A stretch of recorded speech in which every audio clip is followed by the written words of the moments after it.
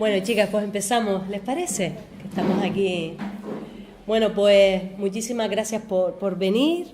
Hoy hay dos acontecimientos que queremos señalar. Uno primero es que hoy ha sido en Israel detenido Omar Baroukouti, activista por los derechos humanos de Palestina y fundador del movimiento BDS, Boicot, Desinversión y Sanciones. Bueno, estamos en alerta para que cualquier situación que se pueda dar de maltrato y de tortura, bueno, pues para estar en la denuncia, ¿no? Y también hoy se cumplen 20 años del nacimiento de la comunidad de San José de Apartadó, en Colombia, una de las comunidades referentes para las perspectivas no violentas, una comunidad que en Colombia resiste a todos los actores armados. Y bueno, sigue la represión porque nos siguen mandando sus reportes semanalmente y siguen sufriendo la represión, los asesinatos, las torturas, las desapariciones. Y bueno, también pues tenerlos hoy especialmente presentes y celebrar que sea una comunidad que resista la violencia con la no violencia, ¿no? Explicamos muy brevemente que en lo que consiste el ciclo para la guerra Nada ni Nadie ha sido en tener charlas donde se haga visible los conflictos armados, se expliquen algunas de las razones, las causas y se vean, por una parte, las relaciones que tiene el Estado español con esos conflictos, que hemos visto dos, Colombia y Siria, y después también qué propuestas no violentas de paz hay en cada uno de estos conflictos. Además, en el ciclo hemos tenido una asamblea para la guerra Nada, donde decidimos hacer concentraciones contra las guerras y nos hemos sumado a las ciudades en pie de paz, donde hay pues gente tanto en Zaragoza, en Barcelona y en otros lugares del Estado, donde hemos participado en esas concentraciones contra las guerras y sus causas, ¿no? Hoy queríamos, en el mes lila, en el mes feminista, vincular la lucha antimilitarista y la feminista y la antimilitarista, con dos personas que para nosotras son referencia en la investigación y en la acción. Carmen Magallón Portolés, que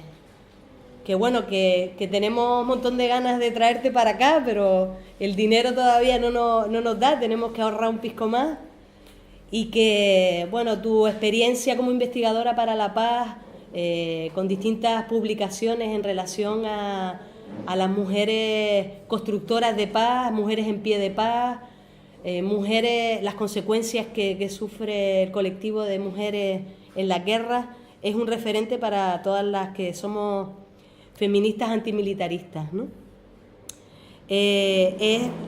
Carmen es directora de la Fundación Seminario de Investigación para la Paz, que tiene unos materiales muy recomendables y que todas hemos hecho juegos y dinámicas gracias a los primeros materiales que sacaron ustedes, y que a partir de ahí no se ha sacado material como ese ninguno, ¿no? Bueno, un seminario muy interesante y muy permanente, y además eres presidenta de la Liga Internacional de Mujeres por la Paz y la Libertad. Muchísimas gracias por tu trabajo y muchísimas gracias también por tu constancia y tu permanencia y ayudarnos a crecer en nuestro feminismo antimilitarista. Nora Miralles es periodista, es investigadora para la paz del Centro de la y es activista. Hace poco fue detenida en Madrid por la lucha de la autodeterminación del pueblo catalán. Y bueno, también muchísimas gracias por tu trabajo y por acceder, ¿no?, a participar. Uno de los informes que has hecho en el Centro de la tiene que ver con género y militarismo, donde hay una vinculación de ambas cuestiones, también muy interesantes, que ahora vamos a tener la oportunidad de escucharte y compartir. Acá en la sala estamos unas cuantas compañeras y un compañero, 2, 4, 6, 8, 9, 10. Somos 10 mujeres y un hombre. Y bueno, encantadas de escucharles. Sabemos que tienen ambas prisa por cuestiones laborales y de trabajo de cuidado. Así que si les parece, Nora, si te parece a ti comenzar y después sigues tú, Carmen, y vemos después la posibilidad, o si en ese momento pues hay alguna persona que queramos hacer una reflexión, una pregunta, pues la hacemos desde acá, ¿de acuerdo? Bueno, en primer lugar, buenas tardes. No sé si me voy a poder quedar al debate porque ¿no? me tendré que ir corriendo porque entro a trabajar dentro de un ratito. Y un poco, pues lo que quería contar hoy aquí era un poco pues, cómo actúan o cómo se espera que actúen las masculinidades y las feminidades, es decir, las mujeres y los hombres, en los conflictos y en las sociedades que están militarizadas, que igual no están abiertamente en conflicto, pero pues sí tienen ejército y su sociedad está militarizada. Aunque sí las voy a mencionar, pues no voy a entrar en lo que supone para las otras identidades de género que no son los hombres y las mujeres, el ejercicio de la violencia, la integración en los ejércitos, etcétera, pues porque no se consideran mayoritariamente útiles en conflicto, aunque tengan evidentemente una utilidad. Y un poco también hablaré más brevemente sobre cuál es el papel reservado a las mujeres en ese proceso y sobre todo también a las mujeres que ejercen violencia, pues ya sea desde estructuras regulares, ¿no? Como un ejército, el ejército español por ejemplo, que también creo que os interesaba un poco, ¿no? Conocer cuáles eran las dinámicas que se daban, y también pues, en grupos armados, paramilitares, insurgentes, etcétera, que ya aquí no entraré, pero también lo mencionaré, ¿no? Entonces, pues me centraré básicamente en las mujeres de las Fuerzas Armadas, que igual es el debate como más urgente. Entonces, creo que es básico primero hablar un poco de las identidades de género, ¿no? Militarizadas. Pues alguien tiene que matar y morir, evidentemente, en las guerras, ¿no? Y alguien tiene que cuidar de los soldados, de las futuras levas y también del resto de la población. Y especialmente también, sobre todo, pues cuando suele suceder, ¿no? Cuando una sociedad se militariza, pues cuando la inversión social decae en beneficio del gasto militar y alguien tiene que tomar las riendas y hacerse cargo de las tareas de las que deja de hacerse cargo el Estado de forma evidentemente gratuita. Entonces esa división sexual del trabajo que ya operaba en todos los tipos de sociedades, pues se enfoca al soporte de la guerra, a mantener esa maquinaria de guerra en funcionamiento. A priori, evidentemente, muy pocas personas quieren morir o matar en una guerra. O sea, a priori no es algo así apetecible. Entonces, pues, para conseguir que la gente, y que sobre todo los hombres, sean capaces de hacerlo, pues se recurre a la ética, al patriotismo, a lo emocional.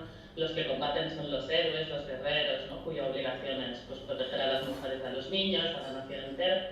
Mientras que las mujeres pues, somos las madres, ¿no? Las esposas de los heroicos soldados, de la patria, ¿no? Tenemos un papel simbólico. Bueno, este relato, evidentemente, pues da lugar a un tipo de masculinidades y feminidades que se privilegian por encima de otras, ¿no? Pues por un lado serían las masculinidades ultraviolentas, agresivas, pero también acríticas, ¿no? Obedientes, que son las que van a ser capaces de ejecutar órdenes sin pensar si éticamente o moralmente está bien lo que hacen. Y las feminidades, pues son la estructura necesaria que sostiene esta guerra, ¿no? Con sus cuidados, o bien sustituyendo a esos cuerpos masculinos que se han ido a combatir, ¿no? Y además se construye sobre las mujeres un aura de almas puras que hay que proteger, porque claro, si no hay nadie vulnerable a quien proteger, pues ¿para qué luchamos? ¿Para qué se lucha? Entonces, por lo que respecta a las masculinidades, que entraré muy breve, porque igual lo que más ¿no? nos centra aquí pues van a ser las feminidades y sobre todo las que han transgredido todo esto, pero para que tengamos ambas, ¿no? Pues el hombre sería el soldado. O sea, ¿no? En una guerra, en una sociedad militarizada, el hombre equivale al soldado, ¿no? La masculinidad se construye a través del hecho militar. Pero evidentemente esas masculinidades requieren una preparación, un entrenamiento, porque no van a reaccionar de forma agresiva y sin miedo, sino un entrenamiento que no es solo físico, sino también emocional, ¿no? Entonces es la institución militar la que define pues, cuál es la masculinidad patriótica, la sana, ¿no? Y el hombre pacifista pues, es representado como un ser afeminado, un cobarde, un desleal, un traidor a la nación y también a su sexo. Porque el ejército no solo no procesa ¿no? según qué tipo de identidades, pues como las mujeres, sino que tampoco procesa las propias masculinidades que no se corresponden con ese relato hegemónico, ¿no? Y además pauta los comportamientos que se consideran ejemplares en una sociedad. Y además genera una identidad grupal tan fuerte que la voluntad de seguir siendo considerado un miembro más de esa cofradía, no de esa cofradía militar, como la llama Rita Laura Segato, de esa élite, pues empuja a los jóvenes o a los miembros de esa cofradía, digamos, a tener que demostrar constantemente que están a la altura de ser dignos, ¿no? De ser miembros. Y evidentemente este proceso no es posible sin la devaluación de todos los rasgos que se asocian a la feminidad, ¿no? Que pasan a ser identificados como contrarios a los intereses de la guerra, ¿no? Pues el desprecio a lo femenino, la deshumanización de los otros, ¿no? Todo eso es parte de esa preparación emocional para eliminar al adversario, pero también para luchar no solo contra el enemigo, sino contra todos los cuerpos que nos vayamos encontrando por el camino, y especialmente los de las mujeres, ¿no? Los niños y las identidades LGTB, ¿no? Las feminidades, en cambio, pues son presentadas como sujetos pasivos, ¿no? Los que hay que proteger, son las víctimas de las guerras, son los trofeos del enemigo, ¿no? Se nos otorga un papel simbólico, pero no real, ¿no? Y eso explica que cuando la guerra acaba y la guerra se cuenta, las mujeres no existimos, porque no hemos tenido ningún papel más allá del simbólico, ¿no? Entonces se invisibiliza, por una parte, que el papel de las mujeres en el sustento de la guerra es básico y que sin ese trabajo no sería posible. Y por otra parte, pues toda la variedad de experiencias y de roles que las mujeres ejercen en las guerras, que también pasa por la violencia, en muchos casos, ¿no? Hay muchísimas mujeres que no solo tienen un papel pasivo en la militarización, sino que contribuyen decisivamente, pues subiendo la moral de las tropas, ¿no? Pues con lo que se llama el descanso del guerrero, ¿no?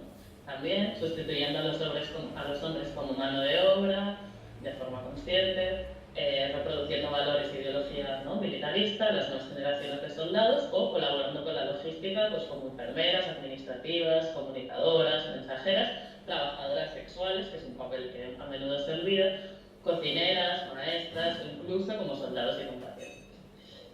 Entonces no voy a hablar de otros roles de las mujeres que también son activos, como su papel en los movimientos de paz, que ha sido absolutamente clave para el fin de los conflictos, porque lo va a contar Carmen luego, que ella evidentemente sabe muchísimo más sobre ello, pero sí voy a hablar de cómo esas feminidades se incorporan a los roles violentos, ¿no? A la violencia, el ejercicio de la violencia. Y es que en la mayoría de conflictos pues hay un momento en que ya sea porque las mujeres exigen participar en esas posiciones de combate o porque hay cuerpos que desaparecen, ¿no? Pues en las batallas, por, ¿no? las muertes, por la represión, etc., se necesitan nuevos cuerpos para cubrir esas bajas, ¿no? Esos huecos. Y entonces se levantan las barreras a la entrada de mujeres y también de otras masculinidades.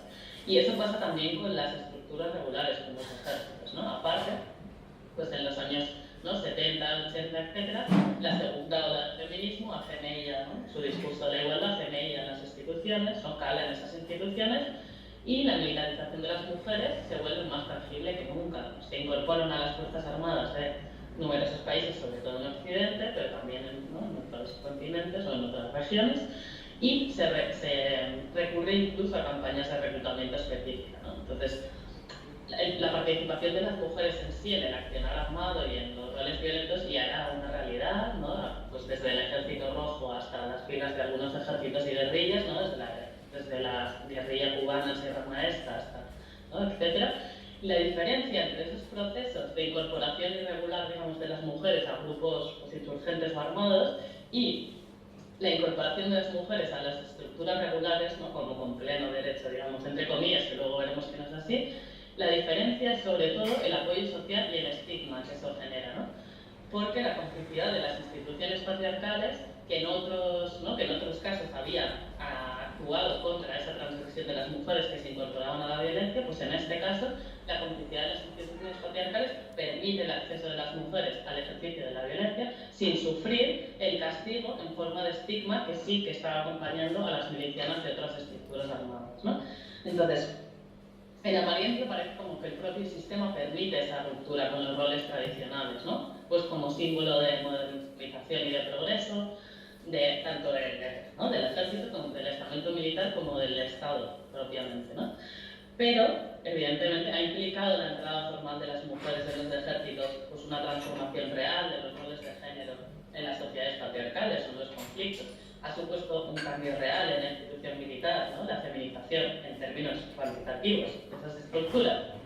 Pues veamos el caso un poco del ejército español, ¿no? que es bastante paradigmático en ese sentido.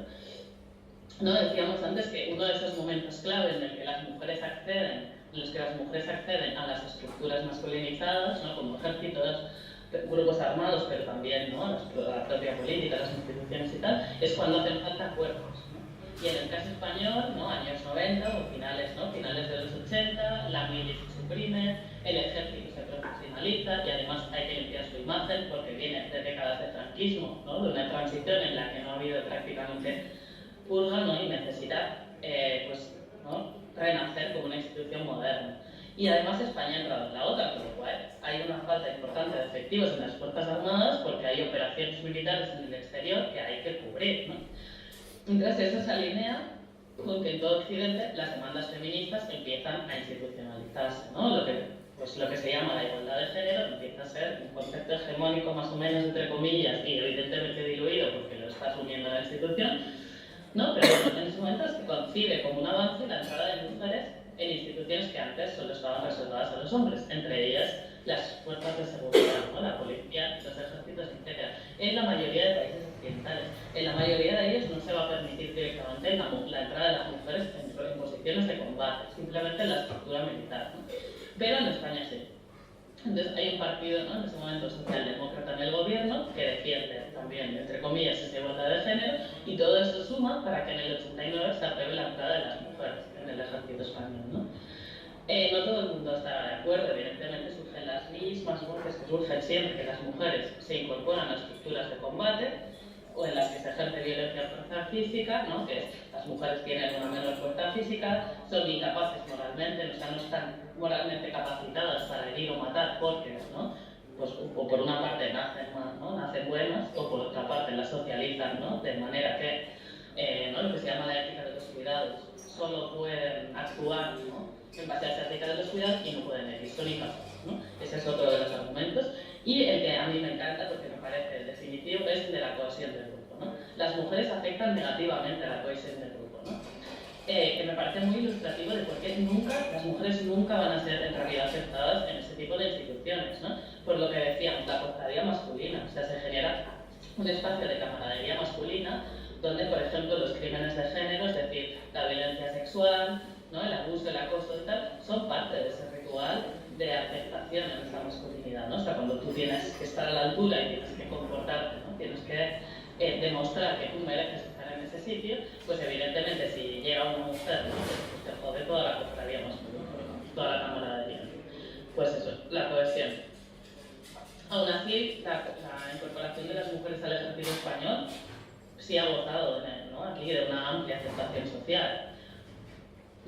Porque no se ha cuestionado que eso no fuera caminar hacia la igualdad, sino hacia la masculinización de las mujeres. Y no me voy a poner en plan esencialista, ¿no? Porque las feminidades también pueden ser violentas. Pero es verdad que la adopción de códigos que estaban reservados, ¿no? Que supone una aceptación o una adopción de códigos que estaban reservados a las masculinidades y que no eran necesariamente positivos, ¿no? Entonces, ha desaparecido el machismo en el ejército español con la entrada de cuerpos femeninos, ¿no? En estos 30 años, ¿no? Una evaluación.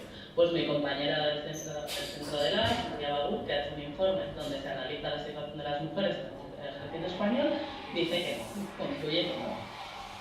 Porque evidentemente cuando una estructura no solo está ocupada cuantitativamente por hombres, es decir, ¿no? Mayoritariamente está ocupada por hombres, sino que se basa en códigos que no se pueden separar de la masculinidad, pues difícilmente se va a feminizar solo porque las mujeres penetren en ello, ¿no?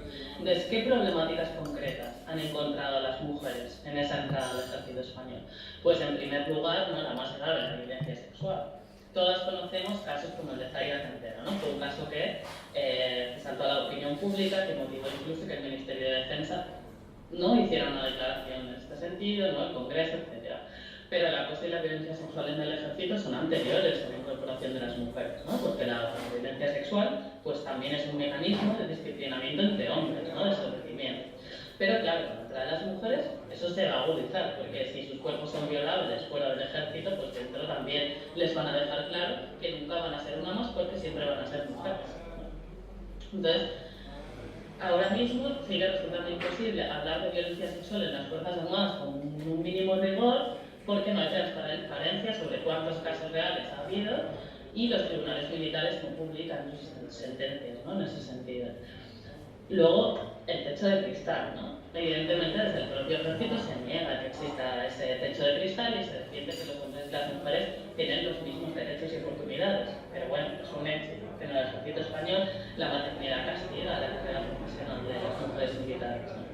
Y que las guardias, las maniobras en el exterior, etcétera, pues no son especialmente compatibles con la maternidad, ¿no? Y si quieres ascender, pues tienes que mostrar una estabilidad, ¿no?, en los operativos que, como quieras ser madre, pues no puedes mostrar, ¿no? Y eso nos lleva, ¿no?, pues a uno de los temas también más graves o una de las carencias más graves en materia de igualdad, se puede decir, que tiene el ejército español, que es el tema de la conciliación entre la vida laboral y familiar, ¿no?, por lo mismo que decíamos antes. Es muy difícil conciliar ¿no?, una profesión como la carrera militar con otras, ¿no?, tareas asociadas a la feminidad, como la maternidad, ¿no?, los cuidados, ¿no?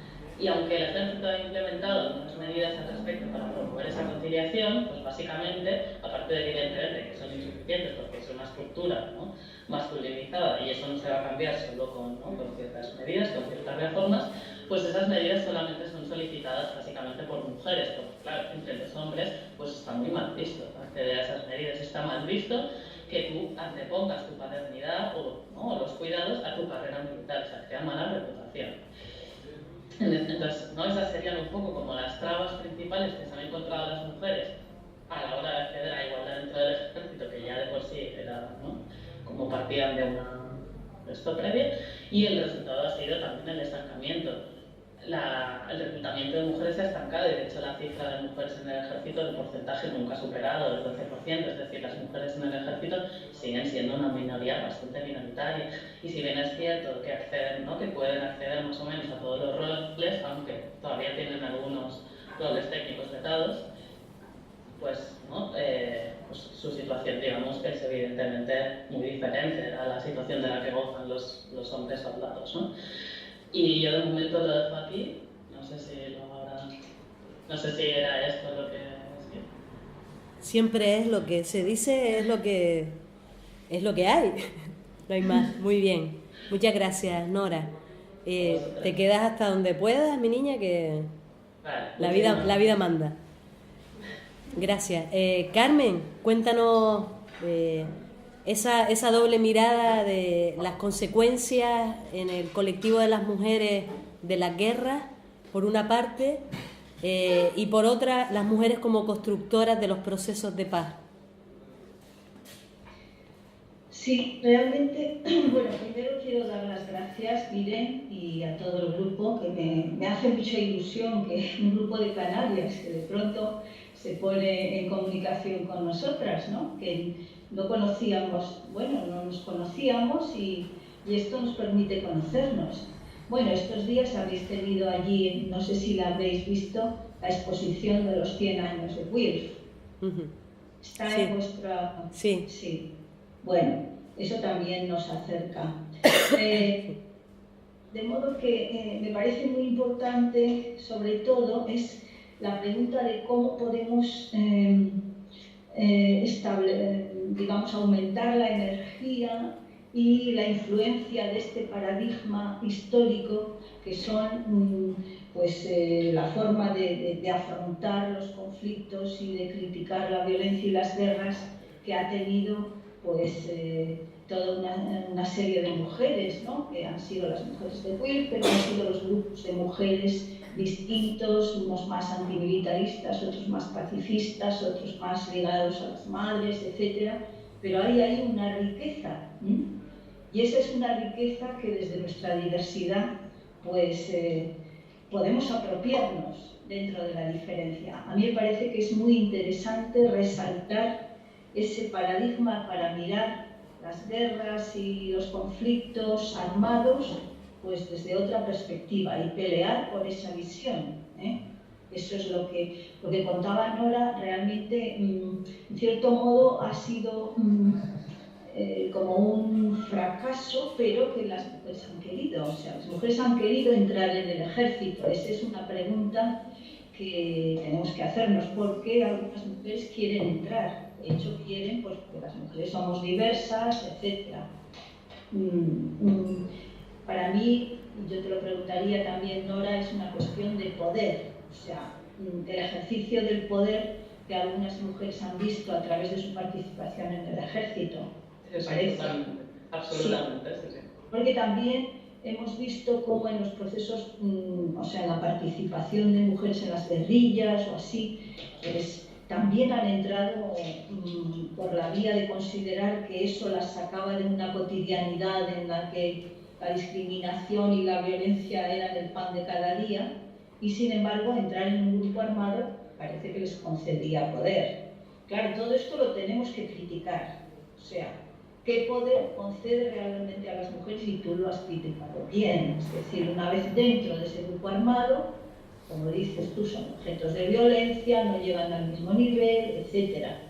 Pero es ese espejismo de que concede poder. Por lo tanto, yo sacaría una conclusión. Vamos a ver las biografías de las exguerrilleras vamos a ver lo que cuentan las vidas de estas mujeres, ¿no?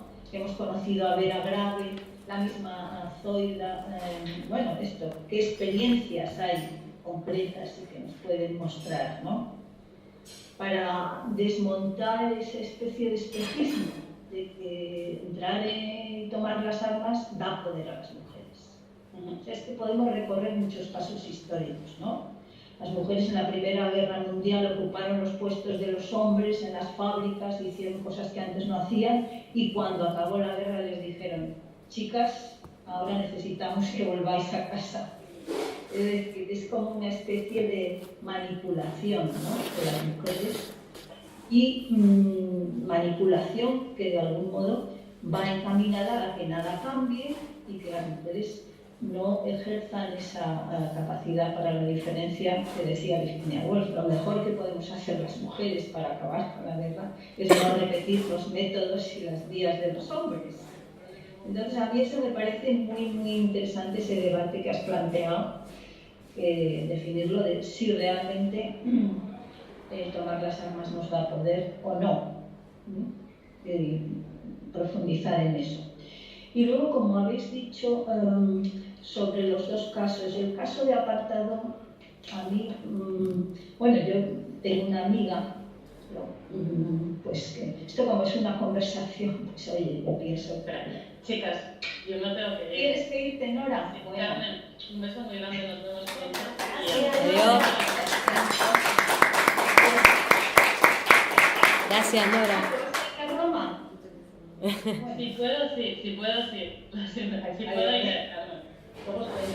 No estén desconsolando, no estén desconsolando, ¿eh? Venga, Nora. Hasta luego. Gracias, mi niña. Bueno, pues una amiga que hizo matemáticas y que hace por lo menos 20 o 25 años se fue allí a Apartadó y montó un colegio, etc.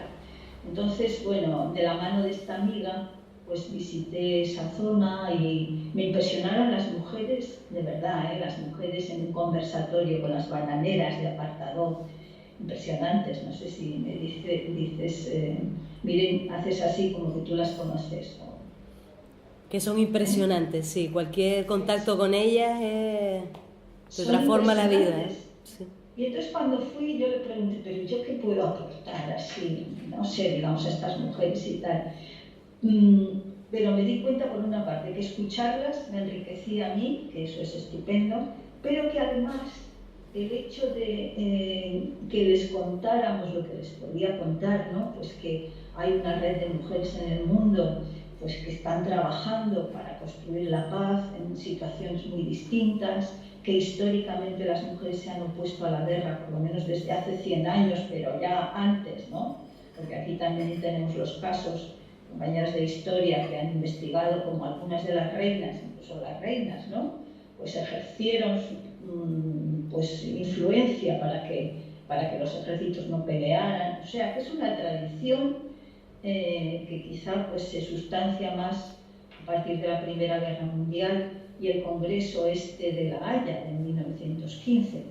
Pero todo eso yo me daba cuenta, bueno, me lo dijeron, pues que les daba energía, o sea, que les daba fuerza y el saber que somos como una red de mujeres que podemos influir. O sea, para mí el problema es cómo esta tradición puede influir para transformar. Y en muchos casos se ha podido, como en el caso de Colombia, que realmente lo de Colombia, la influencia que han ejercido las mujeres en los acuerdos de paz ha sido importante, pese a que se ha manipulado todo lo que es la perspectiva de género, eso si acaso podemos hablar, pero en Colombia las mujeres organizadas han sido una fuerza para construir la paz, incluidas estos grupos de apartado que en aquella reunión, que estaríamos unas 80, preguntabas cuántos tenían muertos en la familia, o sea, casi todas tenían muertos, desaparecidos, hijos, compañeros, etc. Y sin embargo, una cosa que llamaba la atención es que estaban a favor del proceso de paz, o sea que es un ejemplo también para nuestros países cuando a veces hay toda esa especie de poner palos de rueda para los procesos de paz en nuestro país, ¿no? Que en muchos casos, pues en el sector de las víctimas y con toda la legitimidad, pues no están a favor de que se llegue a acuerdos, ¿no? Mientras que allí sí, todas estaban a favor de los procesos de paz. A mí me parece el caso de Colombia un caso ejemplar. Y también nos plantea la siguiente pregunta.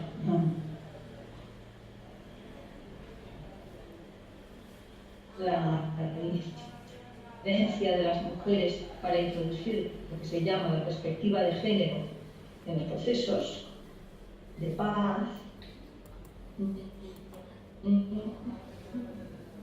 Espera un segundito.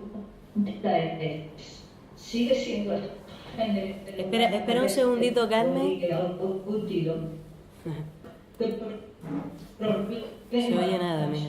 ¿Qué campo minar está? Que se votara que no a los acuerdos. Oye. Un momento, es que no se te entendió esta última parte. Se entrecorta y está el vídeo ahora. Hola. Ahora bien. ¿Se ha cortado? Sí, se cortó un trocito, se quedó parado. Sí. Ah, se quedó parado. Bueno, entonces una pregunta. Esta es otra pregunta. Eso, ahí nos quedamos. ¿Cómo utilizamos,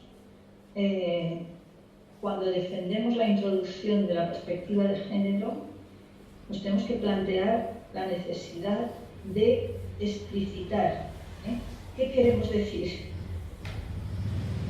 Porque si no se manipula totalmente, ya sabéis que es una distorsión que siempre va a estar en manos de quien quiere, pero tenemos que tenerla clara, clara. ¿Y para ti cuáles son las principales manipulaciones que hemos vivido en relación al género o a la utilización de la perspectiva de género en relación a la militarización? En relación a la militarización, bueno, claro, es que el concepto de género ha ido evolucionando. En principio, pues era la construcción psicosocial sobre los cuerpos sexuados, pero eso se pasó a complejizar y de hecho ahora si preguntas a la gente más joven, igual vosotras mismas, ¿no? Pues el género ya es una cosa que tiene más que ver con la identidad sexual, con la expresión de tu cuerpo, con la vivencia de los cuerpos, ¿sabes? Es eso, indudablemente tiene un lugar en el espacio de las reivindicaciones, pero en el caso de los acuerdos de paz de Colombia, lo que querían, nos parecía, ¿no?, en los territorios, pues que los acuerdos sobre tierras, sobre cultivos ilícitos, sobre todo lo que se refería a los puntos de los acuerdos, pues que se tuviera en cuenta a las mujeres, o sea, sí, ¿sabes? O sea, no era tanto la reivindicación de los grupos LGTBI, que finalmente la mesa de género sí que acogió, vamos, pues, un representante de los grupos LGTBI, forme parte de la mesa y que se respete su dignidad, su posición, etc. Pero fundamentalmente era pues el reparto de tierras, si a las mujeres les iba a ser concedido en condiciones de igualdad, es decir, a las mujeres. ¿Qué pasó? Pues que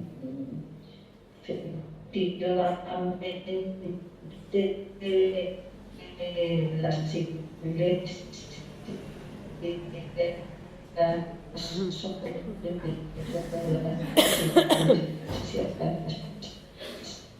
Un momentito, que estás hablando en inglés.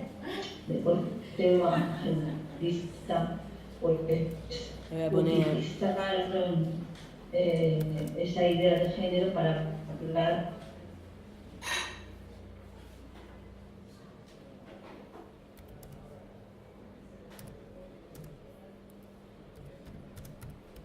Momentín. Quizás fue iniciando la llamada.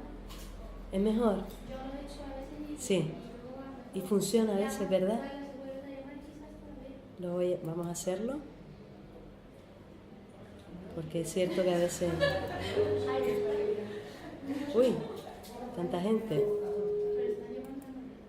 Ya, me sale la llamada multifuncional.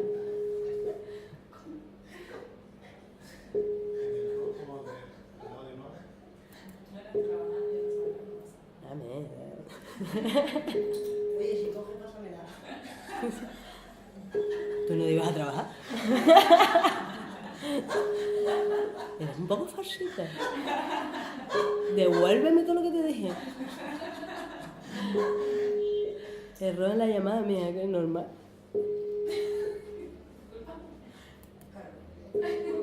Y a lo mejor sigue hablando. ¿Se imaginan? Eso puede ser tremendo. Ay, Dios, Nora, no. ¿Tenéis alguna pregunta? Y si quiere, ¿le gustaría saber algo? Y yo, lo que dijiste, mija, que ¿dónde te quedaste? No vuelvas a llamar a mi cámara. No, aquí no. Vale. Eres buena, ¿eh? Carmen. Tú estuviste trabajando para Quipe. ¿Ya está desconectada? No me extraña, ¿eh? Hola. Hola, muchacha, ¿dónde fuiste? Nada. No sé qué ha pasado, ¿no? Nada, que esto tiene vida propia, Carmen. Entonces, ahí que lo dejamos estabas contestando y contextualizando la pregunta de por qué hay que hacer explícito el tema de qué entendemos por género. ¿Qué entendemos por perspectiva de género? Eso es, en el ahí. Militarismo y en todo, porque como es un concepto que ha evolucionado, pues en ese caso ha estado a punto de dar al traste con unos acuerdos que han sido muy trabajados, ¿sabes? Y bueno, que han sido manipulados porque había también unos intereses de otro tipo, ¿no? Pues intereses de los propietarios de las tierras, pero sabiendo que la gente le afecta mucho lo de los valores familiares y en poblaciones muy tradicionales y así, ¿no? Entonces, luego también los medios de comunicación, pues en La Habana, en la subcomisión de género, pues eran 7 u 8 mujeres en una rueda de prensa que yo pude ver, pues eran 7 mujeres y un representante del LGTBI. Pues todos los medios le preguntaban a él, ¿sabes? O sea, se vuelve a reproducir espacios de poder que no es que busquen, pero hay que tener, ese es un punto que hay que tener en cuenta. Y bueno, yo os estoy contando lo que me preocupa a mí ahora, ¿sabes? Para haceros partícipe de este debate, porque cuando se introdujo el género, Joan Scott escribió el artículo del género, una categoría útil para la investigación histórica. Entonces ahora habría que preguntarse, sigue siendo el género una categoría útil para la política internacional o antimilitarista o cualquier cosa, ¿eh? O les ponemos en bandeja una categoría que permite la manipulación si no la manejamos nosotras bien, ¿eh? Entonces, ¿qué pensáis sobre eso? Oye, que yo no sé lo que sentar. ¿Qué pensáis? Muy bien. Vamos a ver qué pensamos por aquí. Claro. Claro. Un segundín, a ver si alguien se anima. Quería decir algo, a ver. Yo soy de ¿Tú Colombia. oyes, Carmen? No oigo. Un ¿No poquito tenéis más alto. Y acércate para acá. Claro, que se acerca al micro. Ahora, Sí. Hola, ¿qué tal, Carmen? Siéntate aquí, bien. Bueno, yo no soy de apartado, pero sí soy de Colombia. ¿Cómo te llamas? Patricia. Bueno. Algo que dijiste tú, que las mujeres en la guerrilla, cuando cogen armas es porque a través de la historia, pues lo que quieren es poder, pero en Colombia yo pienso que no es así, ha sido por necesidad, porque se han visto obligadas a hacerlo. Porque la guerrilla, ¿sabes? Entonces quería como hacer como un énfasis, es mi opinión personal, ¿no? Bueno, realmente hay muchos grupos de mujeres, efectivamente, quienes han tomado las armas, hombres y mujeres, han sido por causas. Claro, Causas. exacto. Y en ese sentido, las causas que han llevado a tomar las armas han sido muy parecidas en hombres o mujeres, pero repercusiones que han tenido en las vidas. Por ejemplo, hay un libro que se llama Mujeres Montaña, que escribió Norma Vázquez, sobre las mujeres en las guerrillas de El Salvador, y entonces ahí, pues a través de entrevistas y así, pues van desgranando lo que vivieron estas mujeres y lo que ha repercutido su pertenencia a la guerrilla en hombres y mujeres, ¿sabes? O sea, también distinguían entre mujeres del ámbito ciudadano, o sea, de la ciudad o de la universidad, que se apuntaban pues un poco ideológicamente porque creían en la causa y así, y mujeres del campo que en muchos casos a veces huían de condiciones muy duras, ¿no? O sea, las motivaciones. Pero una de las cosas que en la segunda cumbre nacional de Mujeres y Paz, ahora en Bogotá, en septiembre, decía Morena Herrera, que fue comandante del Frente Farabundo Martín de Liberación de El Salvador, que había que cuidar mucho a las reinsertadas de la guerrilla porque no son las mismas las condiciones o cómo las sociedades reciben a hombres y mujeres. Exacto. Las consecuencias que tienen el haber tomado las armas para hombres y mujeres.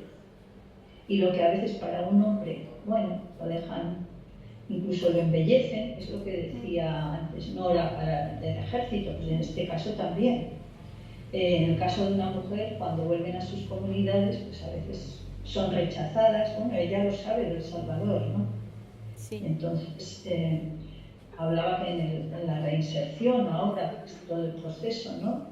En Colombia, pues hay que tener en cuenta estas cosas, de cómo... Sí. Muchas ¿Tú eres gracias. colombiana? Sí, sí. Yo soy de la costa atlántica y esto es en el Pacífico, en la costa pacífica. Ajá. Lo apartado, pero sí, hombre, conozco el tema muy bien. De ¿Eres de hecho, la costa atlántica, sí, por los lados de Cartagena, Barranquilla, norte de Colombia, limitando con Venezuela, sí. Ya. Nosotros cuando hubo el plebiscito, pues aquí también en el Café de Espacio nos reunimos y hablamos de eso, y precisamente tú lo decías, ¿no? Que las mujeres en Colombia pues apoyaban el sí a la paz y rechazaban, ¿no? Pero fue un fracaso, pero bueno, lo que pasa es que hay muchas cosas que muy manipuladas, lo que tú decías, y es una situación muy difícil, muy complicada. Bueno, pero no ha sido un fracaso, porque ahora continúa el proceso y... Sí, pero ahora con lo de la restitución de Ok. tierra, es que son muchas cosas. Ahora los primeros acuerdos eran, entre comillas, beneficiaban, ¿no? Más a a la parte insurgente, pero con toda la política que hizo Álvaro Uribe, y todo, que tú lo sabes todo lo que pasó, pues entonces el pueblo pues se dejó convencer, persuadir de esa campaña horrorosa que hicieron y no sé, y pienso que ahora con los segundos acuerdos pues se han quitado cosas que a lo mejor no tendrían que quitarse, ¿no? Y así, y bueno, ahora es muy complicado, es muy complicado, o sea, y la gente en Colombia no apoya, el pueblo no sé qué le pasa, no sé, realmente la gente que no lee, no se dan cuenta, la prensa es muy manipulada, la prensa, como aquí, ¿no? Los dueños de la televisión son los mismos que gobiernan, entonces es muy complicado. Sí, pues tú lo sabes, ¿no? Que en los territorios las poblaciones están muy dejadas de la mano de todo, ¿no? Sí, de todo. Están a merced de los grupos armados. Sí. Y como decía una amiga, pues si ahora se retira la guerrilla, pero van a entrar los narcos. No, y los paramilitares, que es lo peor, paramilitares y todos, sí. Y además, los terratenientes, las multinacionales europeas, claro. Es que son muchas cosas. Claro. Bueno, Carmen, te dejo, muchas gracias. Si alguien quiere compartir, gracias. Sí, gracias. Bueno, pues estábamos en la pregunta, ¿no?, que nos lanzabas, Carmen, de si hoy todavía el paradigma de género nos ayuda a los análisis de nuestra historia y de la historia en concreto de la construcción de la paz o del antimilitarismo. Claro. Si hay alguna... ¿Usáis la perspectiva de género? ¿Habláis de género o habláis de hombres y mujeres? Nosotras hablamos más desde una perspectiva del feminismo y de un determinado tipo de feminismo, porque nos parece que el género realmente es un concepto que se ha pervertido y que se ha manipulado conceptualmente y que se ha institucionalizado formalmente y se ha encarrilado a algunos, o se ha plegado a algunos intereses de clase, digamos, dominante en relación a otros elementos, ¿no?, y a otras opresiones. Entonces sí que nos gusta más hablar de una perspectiva feminista en la que pues tengamos una mirada en la que realmente se pueda ver cuál es la destrucción que genera la opresión del patriarcado, ¿no?, para hombres, sí, para mujeres y para personas con otros... Sí, es más claro hablar de feminismos, y en ese sentido yo también estoy de acuerdo, ¿no?, cuando te colocas, dices, me coloco en la tradición feminista y la asignas, ¿no?, antimilitarista o pacifista. Yo prefiero, uso de las dos, pero la cuestión es que, estamos,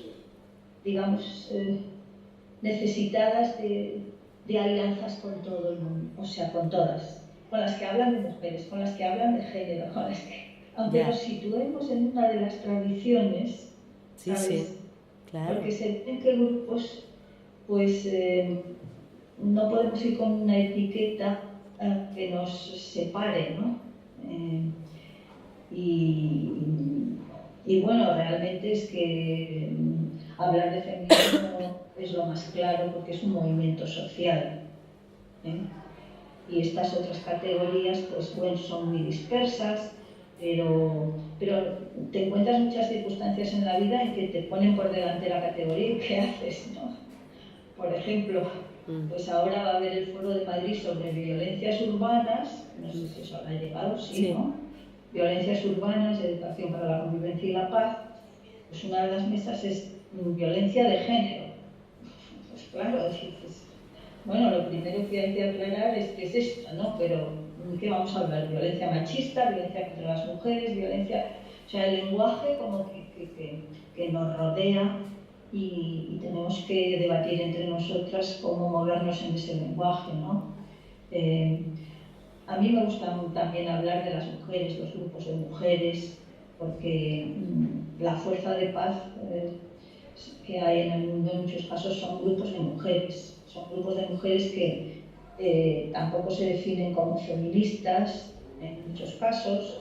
En otros, a lo mejor, si hablas y debates, pues dicen, bien, pues sí, también, pero que tienen unas circunstancias vitales, son conflictos armados, en que se plantean otros temas, ¿no? Otros, o sea, viven la violencia, quieren el desarme, son acosadas o sufren la violencia sexual y todo esto, que son temáticas y problemáticas que indudablemente el feminismo denuncia, los feminismos, pero ellas no siempre se definen como feministas. Os voy a decir incluso algo. Wilf no se define como feminista. O sea, Wilf, que tiene 100 años, y en uno de los debates, Edith Valentine, que es una señora, la más mayor que hay en Wilf, que tiene 94 años o así, que ha vivido muchísimo, bueno, pues todos esos años, dijo, no, es que como tal etiqueta no está definida como feminista. Sí que es antimilitarista, eso sí, Wilf es antimilitarista, es por el desarme, es por una distribución de la riqueza, pero ¿por qué feminista no? Pues porque supongo que en su momento hubo debates acerca de lo que limitaba, porque algunas mujeres igual no estaban de acuerdo con los objetivos de desarme, de antimilitaristas y tal, pero no se consideraban feministas. Y bueno, ¿sabes? Yo, sin embargo, considero que la tradición de Wilf es feminista. O sea, es que, no sé, las etiquetas no son lo más importante, me parece. En eso, ¿qué os parece? Yo estoy de acuerdo, pero por acá... Yo no sé quién es Wilf, la mujer de la que está hablando. Sí, es de donde internacional. Y ella es la presidenta, Carmen es la presidenta en España. Es la Liga. La Liga Internacional de Mujeres por la Paz y la Libertad. Eso. O sea, que para mí es un ejemplo de cómo incidir. O sea, para mí la preocupación es que nosotros podemos ser un grupito con cosas muy claras y así, pero hay que salir a mancharse. Hay que salir, ¿no? Y hay que reunirse con mujeres de todo tipo y no juzgarlas ni nada, ¿no? Claro. Porque esa es la forma de ir avanzando, ¿no? Puedes criticar por lo que hace el feminismo que se llama institucional o decir, claro, crítica la vamos a hacer, la vamos a ejercer, pero seguramente tenemos que trabajar con todos en distintos niveles, ¿no? Porque las cuestiones son muy difíciles, ¿eh? Las cuestiones son muy difíciles. Hablabais de Siria. En Siria la Liga Internacional ha intentado y ha reunido mujeres que efectivamente tenían una posición distinta de acabar con la guerra. La reunión en Ginebra, en las conversaciones las que hubo, conversaciones de paz en Ginebra, pero no permitieron a las mujeres estar en la mesa de negociaciones en Ginebra. O sea, hay muchísimas resistencias. Pese a la resolución 1325, que fue un avance, hay muchas resistencias. Y lo que sí que podemos decir es que un proceso de paz que incluya a las mujeres es, y eso se sabe, hay estudios, que es más duradero en el tiempo. Primero, es más duradero en el tiempo. Segundo, incluye temas que normalmente no discute la mesa, como temas de la vida cotidiana, de cuestiones de educación, de la vivienda, de las tierras, en algunos casos, cuestiones de qué papel van a jugar las mujeres en la nueva sociedad después de la guerra. Es decir, es mejor, pero resulta que a veces si fuerzas para que entren las mujeres, las partes armadas no quieren negociar. Es decir, que incluso los mediadores en los procesos de paz, en algunos casos, ven que puede peligrar el proceso si se fuerza para que estén las mujeres. O sea, es un equilibrio difícil, pero no tenemos que cejar en intentar presionar y seguir avanzando para que las mujeres haya una voz desde ese paradigma más civilizatorio que realmente ha cuestionado históricamente que las cosas se resuelvan con las armas. O sea, es que el desarme es fundamental. El desarme es fundamental. Que digo que como celebramos el desarme próximo de ETA, a ver si se animan el Estado, los distintos estados a hacer lo mismo, ¿verdad? Sería una buena cosa Pues el sí, contagio claro. ese del desarme, ¿no? Sí.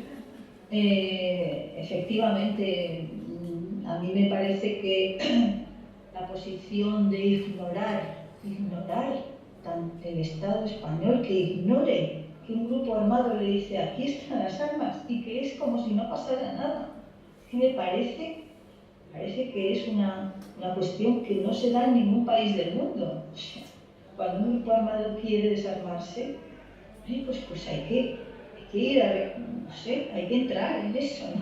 O sea, esto es impresentable desde toda perspectiva, ¿no? Y con respecto a las armas, decir que sabéis que desde el año 2013, por primera vez, hay un tratado sobre el comercio de armas, porque las armas estaban menos reguladas, como dijo alguien, que los plátanos. Entonces hay un tratado.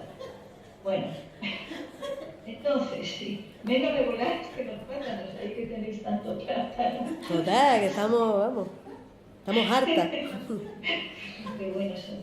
Pues el caso es que cuando me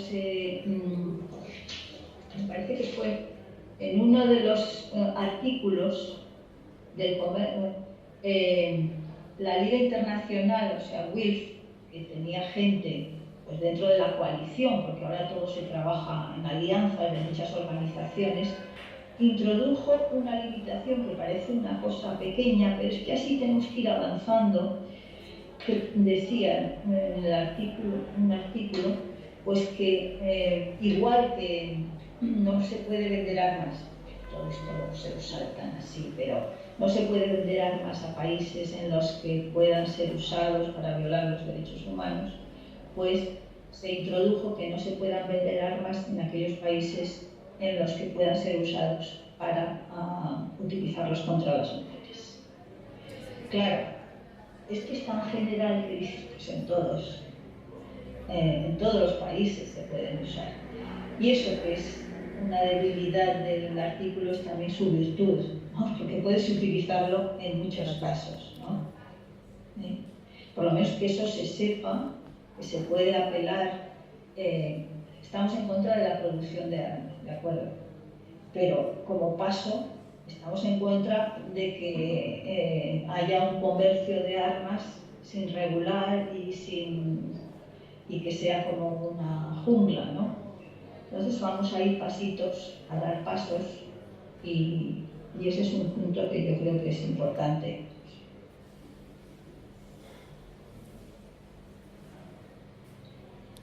Muy bien. ¿Qué más podríamos comentar? ¿Quieres que abrimos otra vez por si hay preguntas, reflexiones? Preguntas o así. Luego también deciros que vamos a ir a Roma, de mañana vamos de aquí, de Zaragoza vamos 4, porque de nuevo, o sea, el sábado son 60 años de los tratados de Roma que dieron lugar a Europa y va a haber un evento paralelo y WILF reúne a las secciones europeas para plantear que queremos otra Europa, que, en fin, que sea más inclusiva, que acoja a los refugiados, que sea más democrática, que en contra de la austeridad, del austericidio, etc. Y va a haber una marcha el sábado también, una marcha en Roma. Entonces mañana vamos a ir. Y bueno, estamos así, ¿no? En la incidencia hasta donde podemos llegar. Eso es. Pero que hablen las compañeras, sí, por favor. Venga, estupendo. A mí, por ejemplo, me pareció hablando Más fuerte, sí. sobre la manipulación, ¿no?, que se está haciendo de la perspectiva de género, ¿no? Y la pregunta que lanzaste sobre cómo se está utilizando o está ejerciéndose esa manipulación en la política, ¿no? La verdad es que como está haciendo la política en nuestro país ahora, pues es como me surge un montón de cuestiones, ¿no? Incluso cuando hablábamos antes de las etiquetaciones feministas, ¿no? Por ejemplo, hoy en día vemos por suerte hay algunas, ¿no?, pero hay muchas mujeres que están ejerciendo poder o están usando ese vínculo de poder, pero desde el mismo concepto del patriarcado, ¿no? Conocemos pocos ejemplos todavía que ejercen ese poder de una manera feminista, ¿no?, de una forma feminista, con esos valores. ¿Qué opinión ¿Cuál es tu opinión sobre este tema? ¿No? No te he oído nada. ¿Carmen? ¿Estás ahí? Vente para acá. ¿Tú oíste bien, Carmen? Sí, ¿me puedes hacer un pequeño resumen? Sí. Ella te lo hace que... Mujeres en el poder o sí. Eso es. Pero... Claro, cuando hablabas Vente, antes... amor, ponte aquí, que es una comunicación más mejor. Hola, Carmen. Hola, ¿qué tal? No, aquí hay que presentarse. Bueno, lo que decía un poco, trataba de explicarme, era cuando comentaste de esa parte de la manipulación que se crea por los medios, incluso por esa estructura patriarcal, ese mismo sistema que lo sostiene, donde mujeres que llegan a ese poder siguen ejerciendo ese poder, pero desde los estereotipos del patriarcado, no desde fórmulas feministas. Y que hoy en día todavía en la política, por suerte, ya están habiendo ejemplos, ¿no? Tenemos a Marcela, pero ¿qué hacer, no?, ante eso? Y cuando hablábamos antes de la etiquetación, ¿no?, de no etiquetar, en la que de cierta manera estoy de acuerdo para que sea inclusiva y que esa lucha sea más grande, ¿no?, entre nuestras crianzas, entre nosotras, pero luego, claro, me crea incidencia, ¿no?, porque cuando veo a una mujer que dice que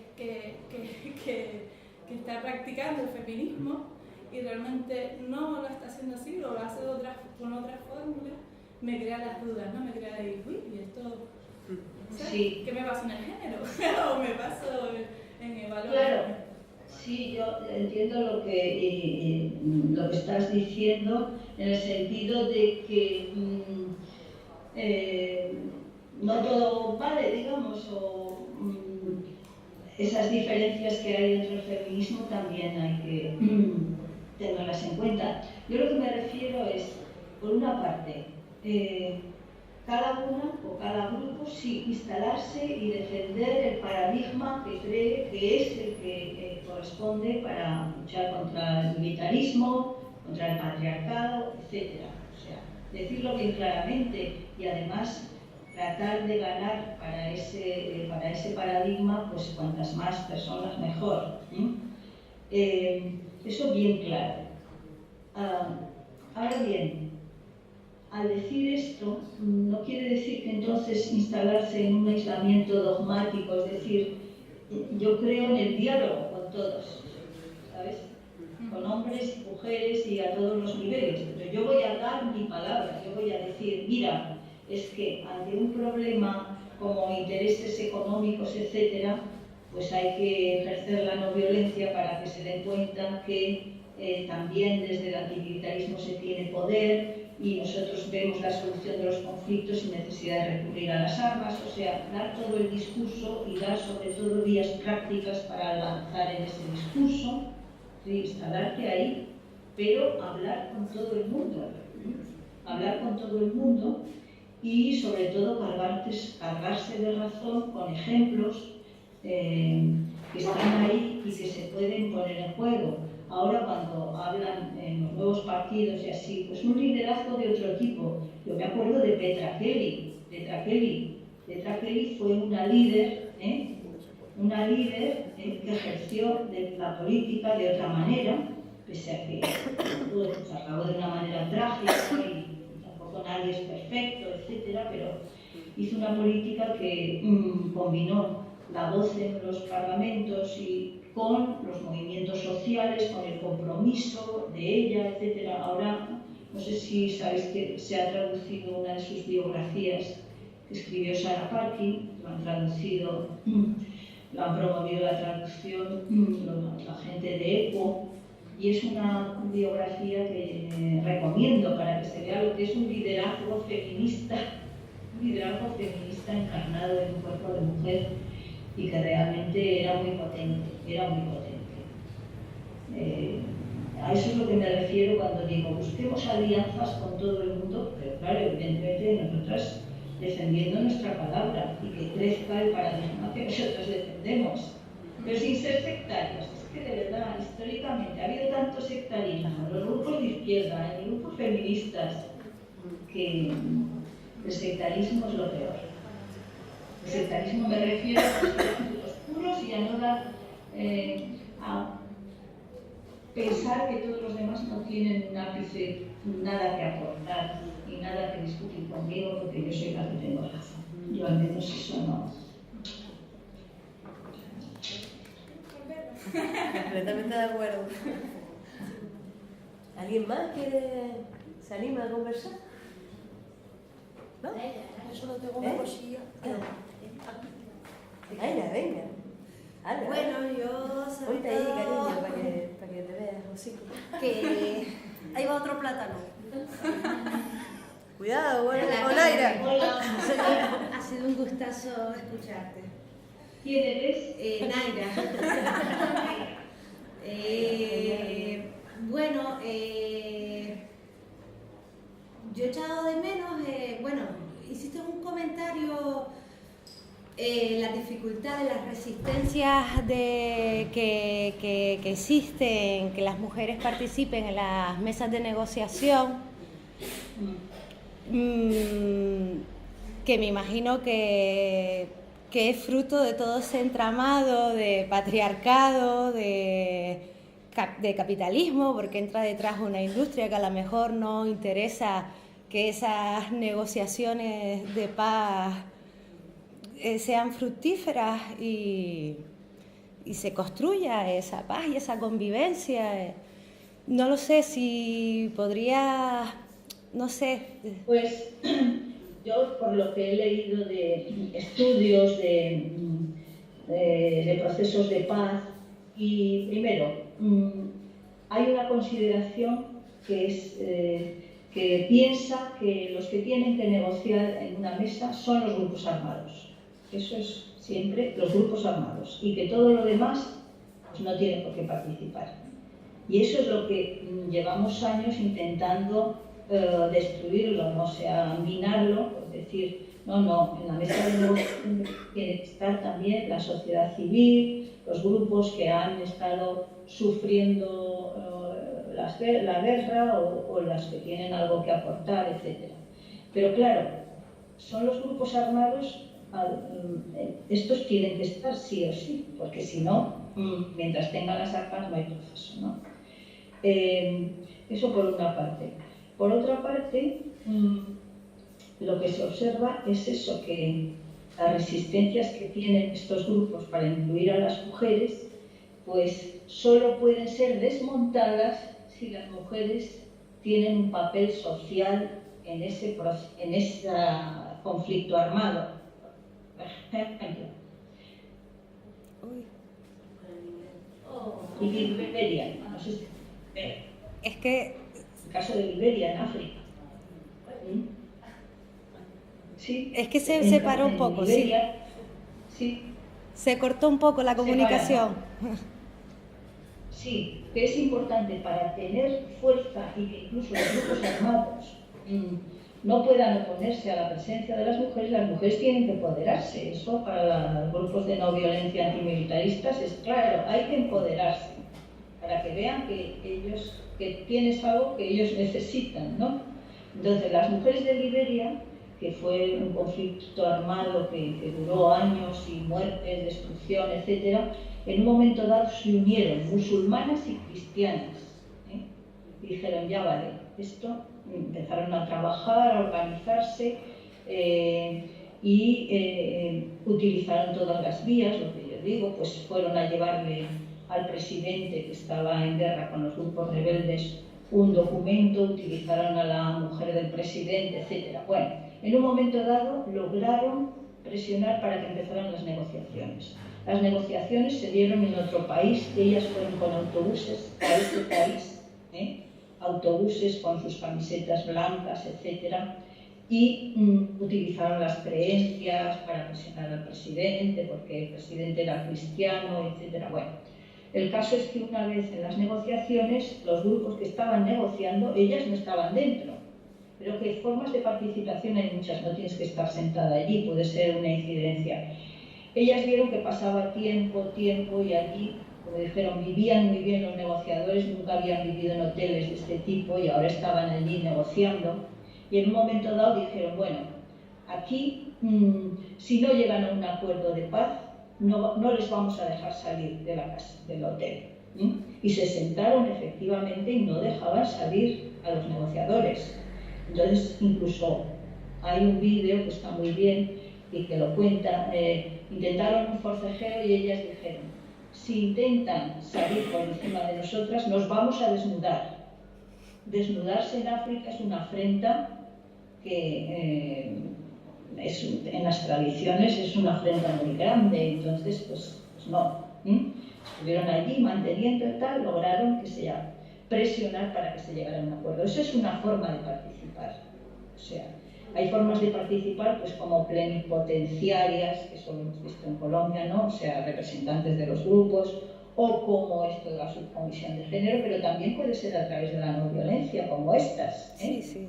Entonces estas lo lograron con una persistencia, de verdad ese vídeo es impresionante, tiene un nombre un poco raro porque dice hacer que el diablo vuelva otra vez a no sé qué. Ajá. Pero es un vídeo que cuenta la historia de las mujeres de Liberia y cómo después de los acuerdos no se conformaron y dijeron, bueno, ahora va a haber elecciones, pues las mujeres nos mantenemos unidas y apoyaron a una mujer, Elaine Johnson-Sirleaf, que fue elegida con los apoyos de las mujeres y fue la primera presidenta de África.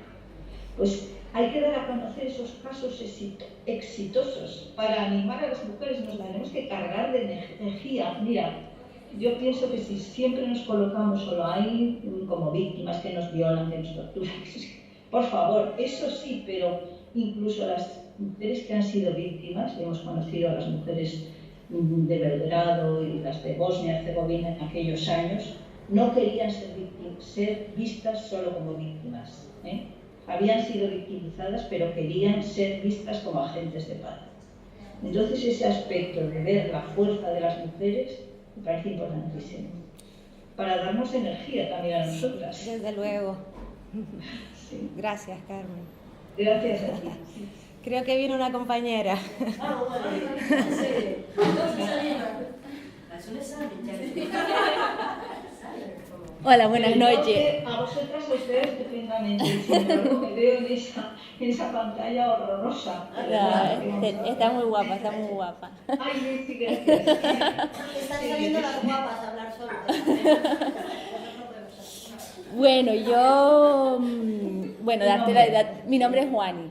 Vale, yo las conozco gracias a Nieves Simón y que sí, y bueno, y las sigo mucho. Y quería comentarte acerca del lema de Move the Money from War to Peace, ¿no? Mover el dinero de la guerra hacia la paz, ¿no? Que tienen ustedes.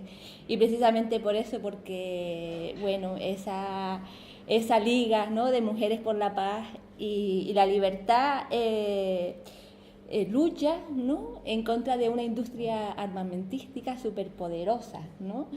Donde antes Coldovi hizo una mención hasta que nuestro ministro de Interior hace poco, ¿no? Era tenía una empresa de armas, ¿no?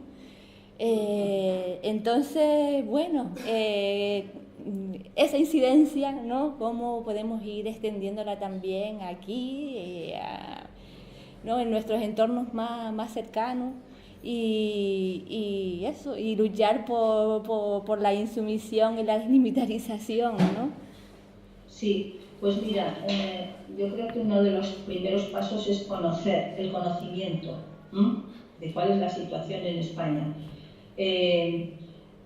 A nosotras nos pidieron de Ginebra que si podíamos hacer un informe de la venta de armas de España, que daban. Lo explico también para que se vea un modo de trabajar que tiene esta organización a veces, que es, bueno, tenemos un pequeño apoyo para que alguien haga un estudio sobre cuál es la situación de las armas en España. Entonces, una joven que a lo mejor la conoces porque es de Alicante, Maribel Fernández, que es periodista, que colabora con el diario.es, ¿la conoces? Creo que la he visto ahí siguiendo algo, pero no la conozco. Bueno, mucho, pues ella dijo, yo puedo hacerme cargo. Entonces, nosotras no somos expertas en ese tema, pero sabemos quién lo es. Quienes lo son precisamente los del centro de donde está Norma, que son los que hacen el seguimiento de los datos, de las partidas para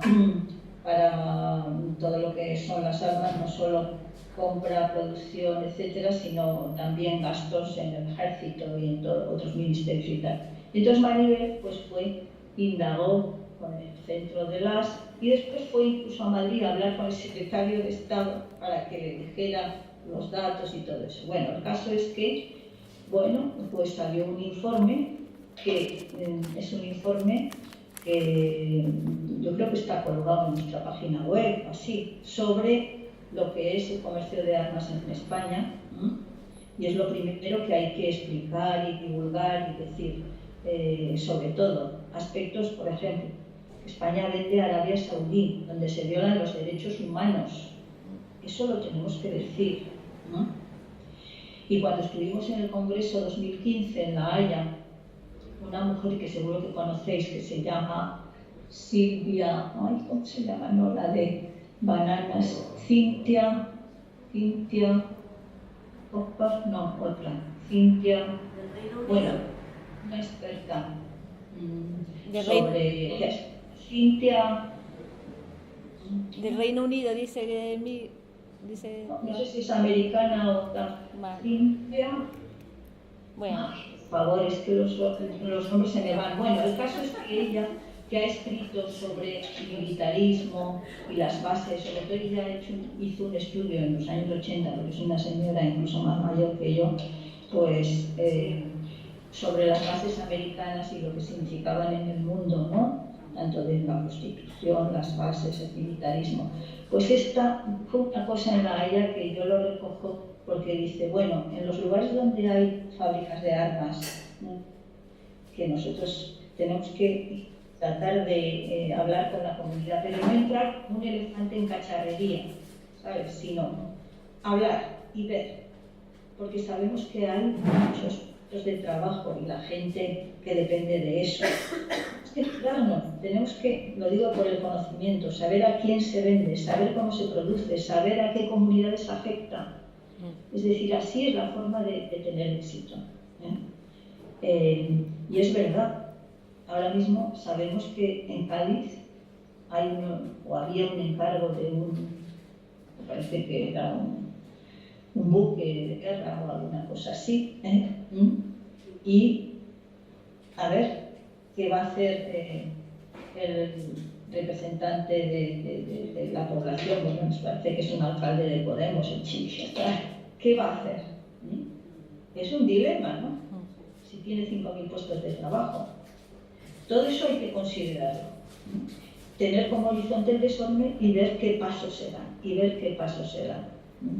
Yo creo que esa es una labor del movimiento antimilitarista, es ir dando pasos, pero no poniéndose en contra y decir, nosotros creemos esto y caiga quien caiga.